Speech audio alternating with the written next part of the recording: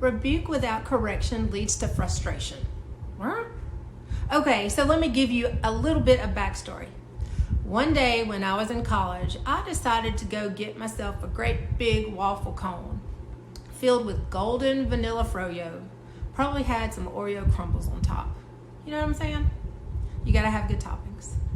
And because the day was pleasant, I decided to sit right outside the yogurt shop at one of the patio tables.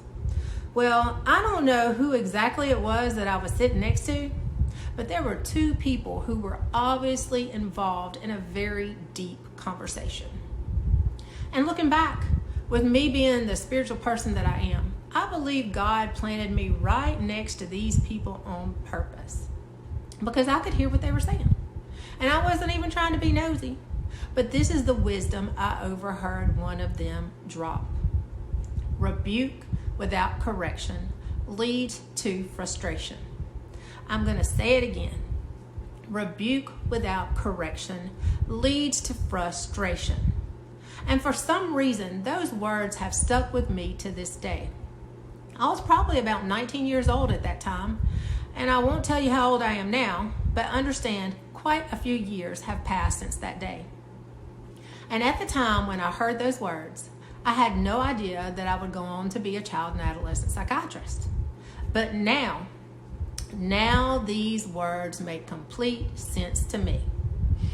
Let me give you my interpretation of what that saying means to me as a child and adolescent psychiatrist. If you criticize a child because of the way he's acting, you'd better tell him the way you want him to act. Otherwise, he's gonna get frustrated. Okay, I'm gonna give you an example. So I take 2 adult ballet classes each week. And let me just go ahead and tell you the truth about the thing. On a good day, about 60% of the time, I pretty much know what I'm doing. But for the other 40% of the time, I don't really know. I'm just standing in the back of the studio, just making up some stuff, doing whatever comes naturally. I didn't take ballet as a child, so as an adult, I've still got to be trained. And thank God I have a very kind, patient, experienced teacher. If I'm not doing something right, she's going to tell me it's wrong, but then she's going to take the time to show me the right way to do it. Let's say the teacher says, do a balancé, and I pull a stunt like this right here. She's going to say, no, that's not right. Actually, she'd probably laugh or either look at me in shock. But after she finished laughing, she'd probably tell me, no, that's not it at all. But then she'd say, let me show you how to do it. And then she'd proceed to show me. Rebuke followed by correction.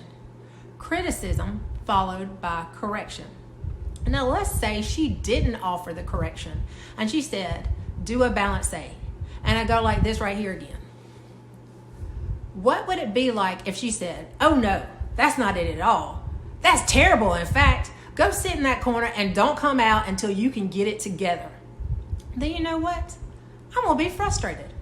I'm gonna be frustrated because apparently I'm doing it wrong, but I don't know how else to do it.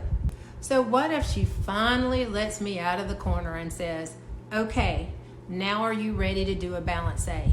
And I, eager to please, muster up enough courage to say yes, and then try again like this right here, because I don't know how else to do it. She's gonna be frustrated. I'm going to be frustrated. And then I might pull another stunt like this. I might get so frustrated that I fall on the studio floor, roll around, and have me a big old adult tantrum. Okay. So did you get my point? Sometimes parents rebuke their children because of their misbehavior, but don't provide correction. They may find themselves saying, what is your problem? Have you lost your mind? Sit down, shut up, don't talk back to me like that. Rebuke, rebuke, rebuke, rebuke.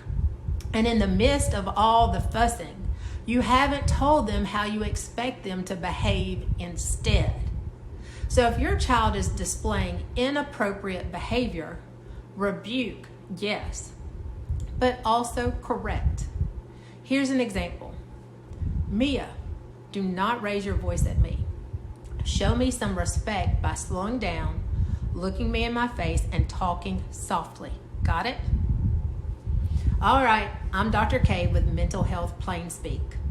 I hope this content will be helpful to you.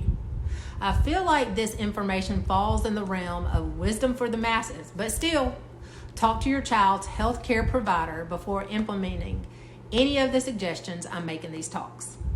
And remember, be kind, for everyone you meet is fighting a hard battle.